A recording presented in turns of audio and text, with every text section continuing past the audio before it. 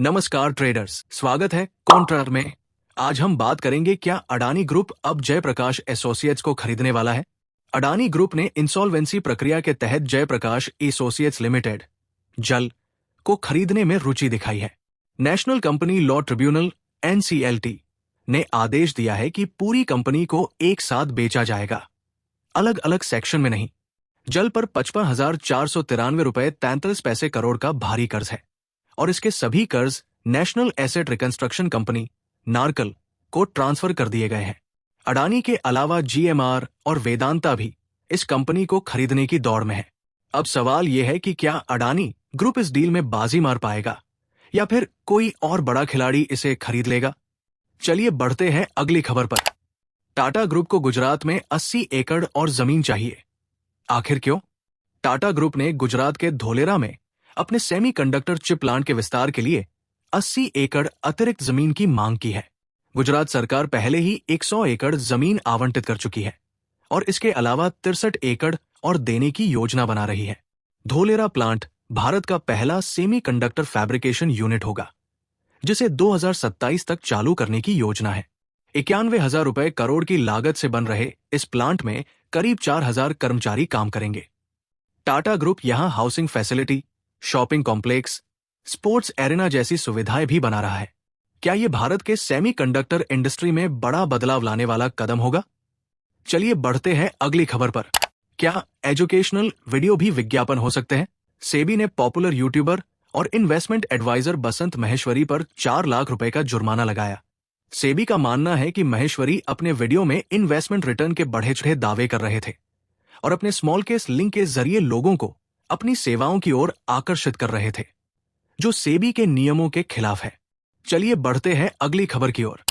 RBI का repo rate cut, home loan सस्ते।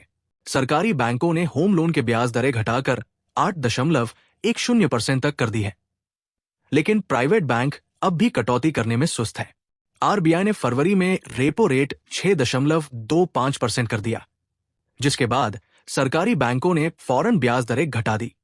सबसे सस्ती ब्याज दरें सेंट्रल बैंक ऑफ इंडिया और यूनियन बैंक ऑफ इंडिया ने 8.10% से शुरुआत की है। SBI, PNB और बैंक ऑफ बड़ौदा जैसी सरकारी बैंकों में भी 8.15% से 8.25% तक की दरें मिल रही है। प्राइवेट बैंक पीछे। Kotak Mahindra bank, HDFC bank और ICICI बैंक ने अभी तक सिर्फ 5 से 10 BPS की कटौती की है, जिससे नए होम लोन लेने वालों को ज्यादा फायदा नहीं मिल पा रहा। चलिए बढ़ते हैं अगली खबर की ओर। मीशो का जबरदस्त ग्रोथ, 2024 में 34% ज्यादा ऑर्डर, घाटा हुआ 97% कम। मीशो ने अप्रैल से दिसंबर 2024 के दौरान 34% ज्यादा ऑर्डर रिकॉर्ड किए और अपनी कमाई में 33% की बढ़ोतरी की। मीशो का ऑपरेटिंग रेवेन्यू 7,615 रुपए करोड़ तक पहुंच गया। चलिए बढ़ते हैं अगली खबर की ओर। TVS मोटर का बड़ा धमाका, 1000% डिविडेंड, स्टॉक 10 गुना बढ़ा। TVS मोटर के शेयर आज एक्स डिविडेंड ट्रेड कर रहे हैं क्योंकि कंपनी ने अपने निवेशकों के लिए 1000% का जबरदस्त डिविडेंड घोषित किया है।